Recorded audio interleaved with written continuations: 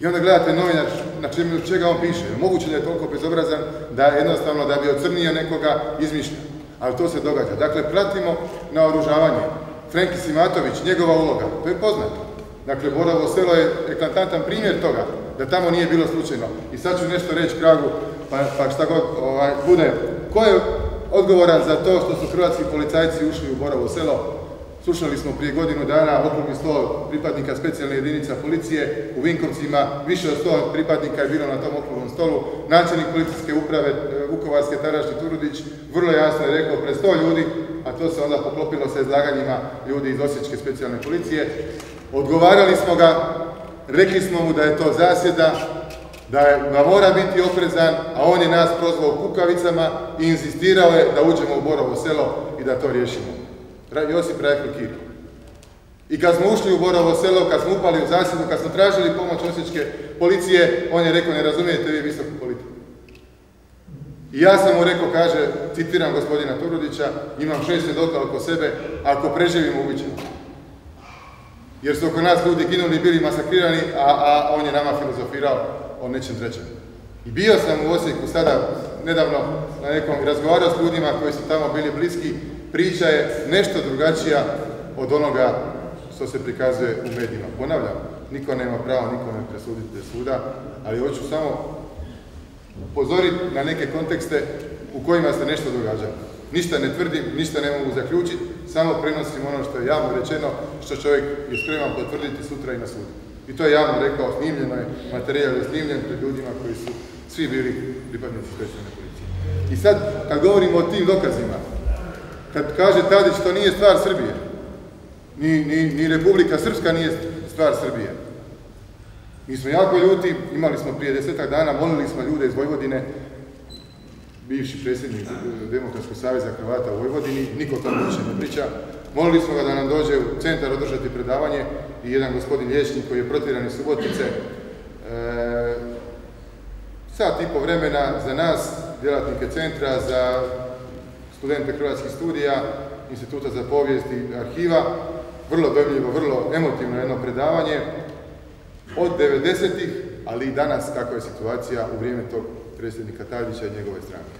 45.000 Hrvata je protjerano iz Bosne i Hercegovine, a nije bilo rata. Pardon, iz Vojvodine. A nije bilo rata. Ja nisam čuo u ovim, kad se traži donatorska konferencija za Srbe koji su izbjegli iz Hrvatske, nisam čuo da je neko tražio reciprocitet za Vojvodinu ili da je tražio reciprocitet za Posavinu. Kao Posavina je stvar, to je sve dio te priče o velikoj srpskoj politici. I to su stvari koje nas bole. Kažem, čovjek koji je govorio o Subotica, kaže 21. godine Subotica imala više stanovnika Hrvata nego Zagreb. Danas niko više o tome ne priča, kao da nas nije briga, kao da se to događa nekome drugome u tamo nekoj daljini. Kad samo da završim za ove dokaze. Imate jedan fantastičan govor ministra za vjerska pitanja Dragojlovića nakon što su Valjevci bili do nogu potučeni od tovarnika Ilače, to je bilo 23. rujna, nemojte me uzeti za riječ, kad je cijela ona kolona Ešida ušla u Hrvatsku i preko tovarnika i kretala se prema Vukovaru. Jedna mala grupa prvo branitelja tovarnika im pružila otpor, a onda su ih na ulasku u Ilaču dočekali zaista mala grupa branitelja Tigrova i nešto mještana i tu je nastao kaos. Poklopilo ih je vlastito topništvo i zrakoplovstvo. Imali su velike gubitke i došlo je do masovnog dezerterstva. Ako se sjećate onoga vojnika koji je došao sa oklopnim vozilom pred skupštinu Jugoslavije, tada Srbije, Živković se zove, čovjek je bio izbezumljen. Dezerterstvo, Valjevo, Kraljevo, jednostavno raspad sustava u tim brigadama. I nema im ko doći. Traže da im se neko obrati od političara, da im objasni šta se događa, zašto idu u rat, za koga ratuju. Niko se ne usudi, šalju ministra Dragojlovića. Ono što traže oni, hoćemo srpsku vojsku. Nećemo JNA, hoćemo srpske oficire. I čovjek im ni 5 ni 6 politika to prenosi u novinama, kaže, ljudi moji morate shvatiti. Dok je vojnik JNA u Hrvatskoj, za to nije kriva Srbija, a ciljevi su nam isti. Ne može biti još srpska vojska, jer bi za to bila okrivljena Srbija. Isto to u svom dnevniku piše Josip Jović. Ne mogu objasniti nekim ljudima da mi danas još ne možemo imati srpsku vojsku, jer JNA za nas odrađuje posao. I Srbija nije kriva dok je vojnik JNA u Hrvatskoj. A praktično ideja, geneza, zapravo danas vrlo lagano možemo zaključiti da je JNA bila sredstvo za izvršavanje velikosrpske politike. I samo da vam odgovorim za ovu šestorku, mi imamo dobru suradnju sa obranom generala Praljka. Mislim da smo se pobrinuli da sav taj materijal ostane na dohvat hrvatskim istraživačima i mislim da smo uspjeli i više od toga, kad je riječ o drugom materijalu, da bude dostupno hrvatskim istraživačima. Ne bih vam mogao ništa više o tome reći. Izdano je 18 brošura, 17, 18 je 18 je upravo u tisku kao zaključak. Mislim da ćemo omogućiti hrvatskim povjesničarima da dobar dio gradiva HVO-a i BiH koje nama može biti dostupno, ostane dostupno i ostane u Hrvatskoj. Jer ako ode u BiH, opet je moguće manipulirati. Evo još jedno pitanje pa ćemo onda završiti. Krajem 89. sa Kosova je krenuo vlak prijateljstva prema Ljubljani. Ondašnji ministar unutrašnjih poslova Nunc je u Vinkovcima zaustavio taj vlak, a nije cilj bio Ljubljana, nego je cilj bio Zagreb da se izazove kaos, da se izazove metež i tako dalje. Jeste li vi tu što istražili o tome? Nisam osobno, ali vraćamo se na ovu priču u tih intimina, događanja naroda i zapravo te kronologije događaja koja se valja. Ja vam samo mogu reći da sam...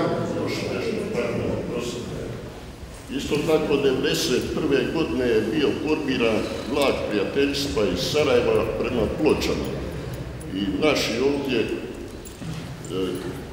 dragovoljci, odnosno vojska, već formirana pomalo, zaustavila je taj vlak u Metkoviću i vratila ih prema Sarajevu.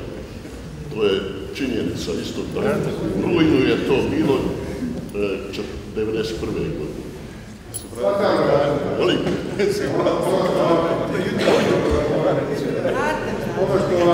Ono što vam mogu reći ovako općenito, nisam se bavio detaljima, ali sva ta događanja naroda, a kad gledate i Pakrac 2.3. kad je bio prvi oružani sukob, pa su bile Plitvice pa Borovo selo.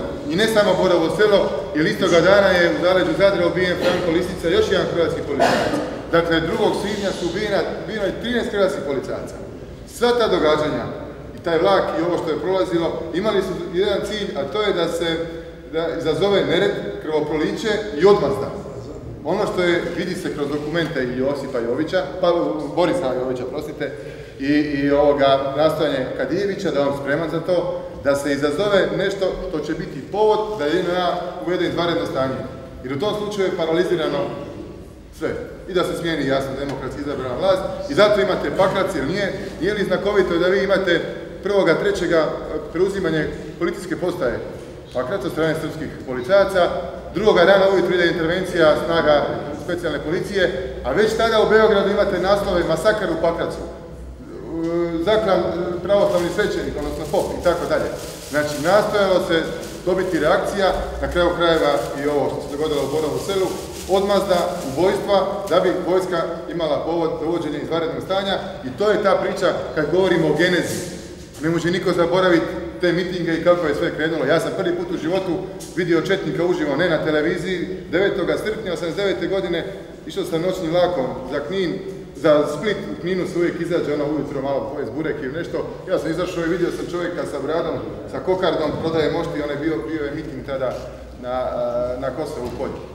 Jednostavno krenulo se upravo to huškanje, homogenizacija, da bi se stvorila podloga, da bi se onda moglo primijeniti ovo što se u ljetu 1991. i dogodila agresija. Tako, u globalu možemo razumjeti šta se događalo. Ja vjerujem da bi bilo još pitanja, ali morat ćemo prekinuti. Odužilo se predavanja i naši gosti trebaju za Zagreb. Zahvaljujem se doktoru Anti Nazoru na ovom nadahnutom i argumentiranom predavanju i što je našao vremena doći u Metković i predstaviti nam rad centra. Bili smo ovih dana u kontaktu, možete samo strpljenje, minute evo da zaključim. Bili smo u kontaktu preko telefona, mislio sam odgoditi predavanje zbog situacije u Metkoviću, ali ipak smo odlučili u nedjelju ići s predavanjem. Zahvaljujem Gradskom kulturnom središtu što su nas uvrstili u prosinačke svečanosti i omogućili prostor. Hvala metkovskim medijima, Metkovskom vjesniku, Radio Delti i Radio Naroni na praćenju rada udruge. Posebno hvala svima koji podupiru rad udruge, u prvom redu župnicima obiju metkovskih župa.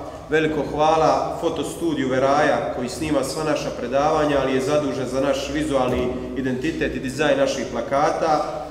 Evo, mogu reći da sam posebno sretan što se udruga Narenta u samo nekoliko mjeseci svog postojanja isprofiliralo jedno od aktivnijih udruga na području Metkovića i eto, mogu vam najaviti da u sljedećih nekoliko dana krećemo sa vlastitom web stranicom na kojoj ćete, osim što ćete moći pratiti rad udruge, moći čitati kolumne poznatih hrvatskih kolumnista koji su nam dali dopuštenje, kao što su Zvonimir Despot, Nino Raspudić, zatim Zoran Vukman, tako da eto, sad ćete moći biti informiraniji što se tiče samog rada udruge, aktivnosti, akcija i tako dalje.